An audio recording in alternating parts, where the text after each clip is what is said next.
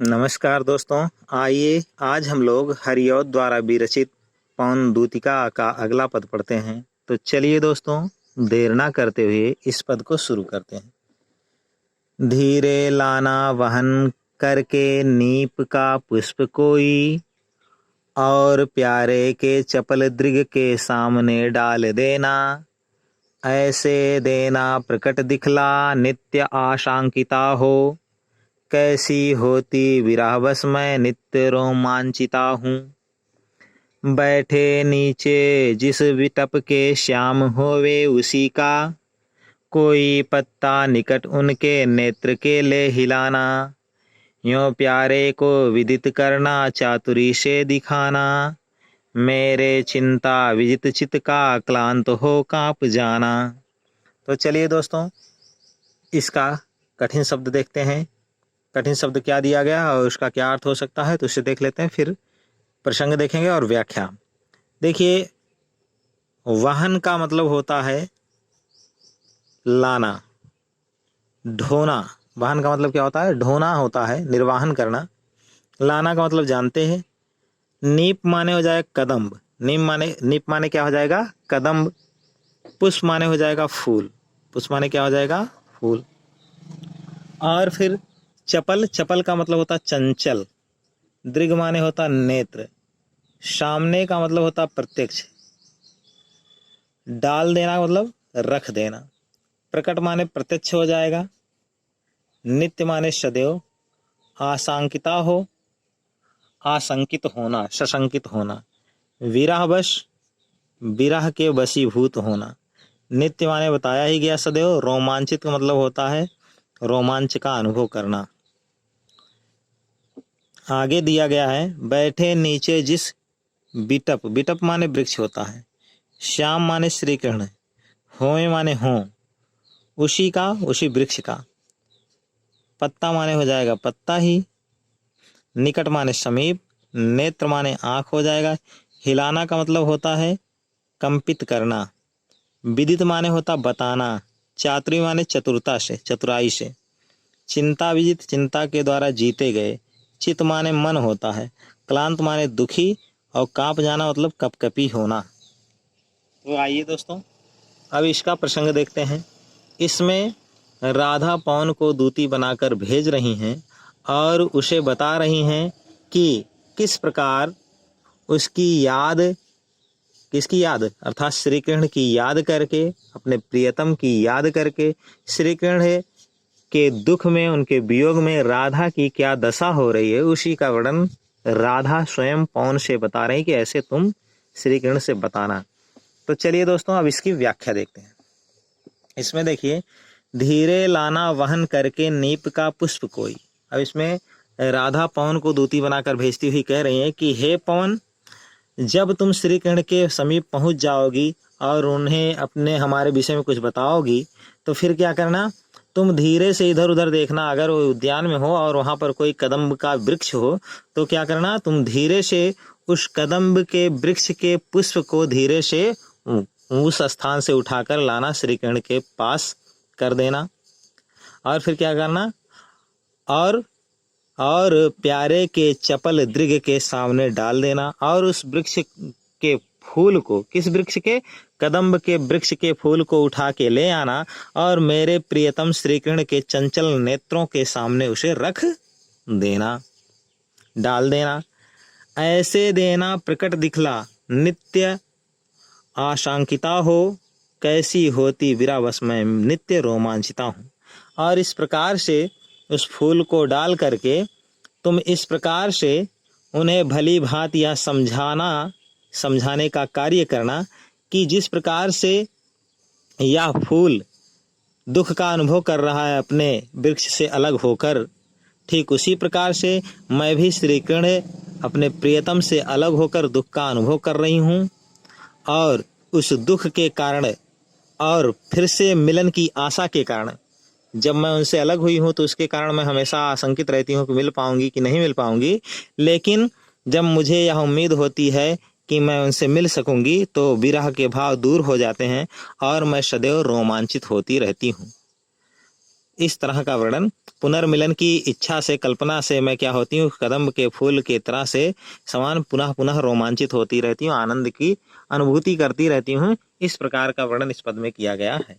अब आगे देखिए, अगला पद दिया है, मेरे बैठे नीचे जिस वितप के श्याम होवे उसी का। अथवा उस उद्यान में अगर श्री कृष्ण किसी दूसरे वृक्ष के नीचे बैठे हुए हों, तो श्री कृष्ण जिस वृक्ष के नीचे बैठे हुए हों उसी वृक्ष का कोई पत्ता निकट उनके नेत्र के ले हिलाना। तो उसी वृक्ष के किसी पत्ते को ले लेना और उनकी आंखों के सामने लाकर, उनके नेत्रों के सामने लाकर उसे हिलाना शुरू कर देना। यों प्यारे को विदित करना, चातुरी से दिखाना। इस प्रकार से मेरे जो प्रियतम है श्री कृष्ण, उस प्रियतम श्री कृष्ण को बहुत ही चतुराई से, बहुत ही चातुरता से, अपने कार्य व्यापार के चातुरी के द्वारा तुम मेरे प्रियतम को यह ज्ञात करा देना कि किस प्रकार से मैं उनके प्रेम में और उनकी चिंता में डूबी हुई हूँ, और मेरा हृदय जो है मेरे चिंता विदित चित्त का क्लांत हो कांप जाना। और जैसे पत्ता कांप रहा उसी प्रकार से मेरा हृदय जो इनकी चिंताओं के द्वारा जीत लिया गया है, चित्त मेरा मन, वह भी इसी पत्ते की तरह से दुखी होकर बार बार कांप रहा है, कंपित हो रहा है। इस प्रकार का वर्णन इस पद में किया गया है। कह रही हैं कि श्री कृष्ण मेरे हृदय के सहारा थे, लेकिन जब श्री कृष्ण यहाँ से चले गए तो चिंता के कारण मेरे हृदय का जो सहारा है वो मुझसे छीन लिया गया है, जिसके अभाव के कारण मेरा हृदय जो है इस पत्ते के समान, उस वृक्ष के पत्ते के समान कांप रहा है और मुझे दुख का अनुभव हो रहा है। इस प्रकार से मेरे दुखों को तुम श्री कृष्ण से बता देना। तो आइए दोस्तों, अब इसमें हम काव्यगत सौंदर्य देखें तो भाषा इसमें खड़ी बोली है, छंद मदक क्रांता है, शैली प्रबंधात्मक है, रस विप्रलम श्रृंगार है, खड़ी बोली में लिखा गया है, प्रसाद गुण है, उपमा और अनुप्रास अलंकार है, और शब्द शक्ति अभिधा और लक्षणा है। तो देखिए दोस्तों, अब एक और भी पद दिया गया है और उसे हम लोग देख लेते हैं। तो चलिए देर ना करते हुए उसे भी इसी वक्त यहीं देख लेते हैं। देखिए, अब यह पद दिया गया है कि सूखी जाति मलिन लतिका जो धरा में पड़ी हो, तो पाँवों के निकट उसको श्याम के ला गिराना। यों सीधे से प्रकट करना प्रीति से वंचिता हो, मेरा होना अति मलिन और सूखते नित्य जाना।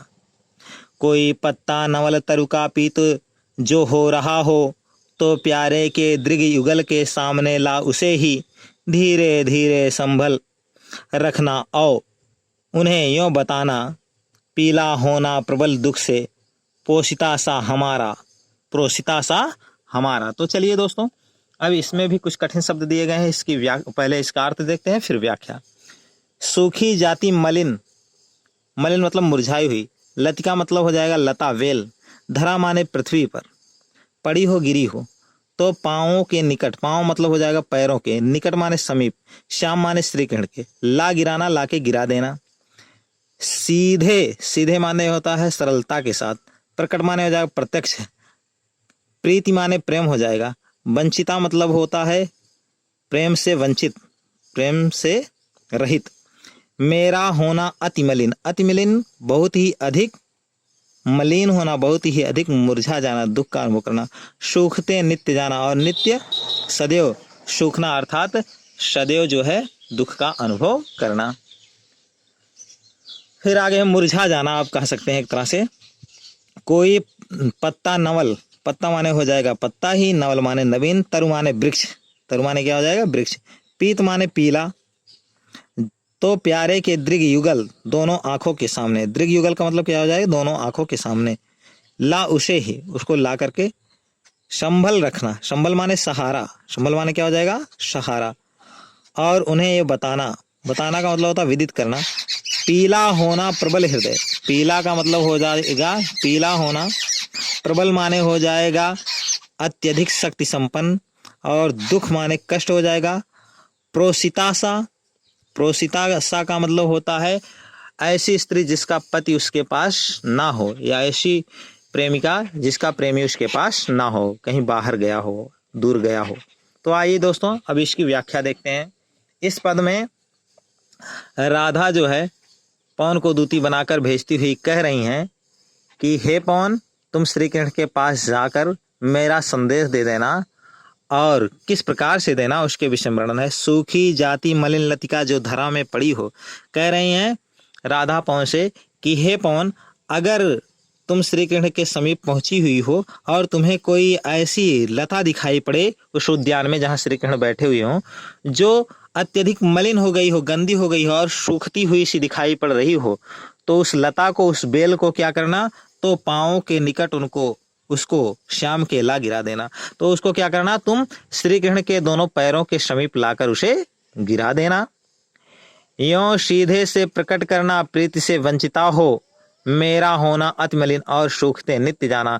इस प्रकार से सीधी तरह से तुम उनको प्रत्यक्ष रूप में बता देना कि मैं भी श्री कृष्ण के प्रेम से वंचित हो जाने के कारण, उनके प्रेम के अभाव के कारण मैं भी इसी लता के सादृश्य अत्यधिक मलिन हो गई हूँ और नित्य प्रति सूखती जा रही हूँ, मुरझाती जा रही हूँ, अर्थात मेरा शरीर भी सूखता जा रहा है। इस प्रकार से मेरे दुखों के विषय में तुम श्री कृष्ण को बता देना।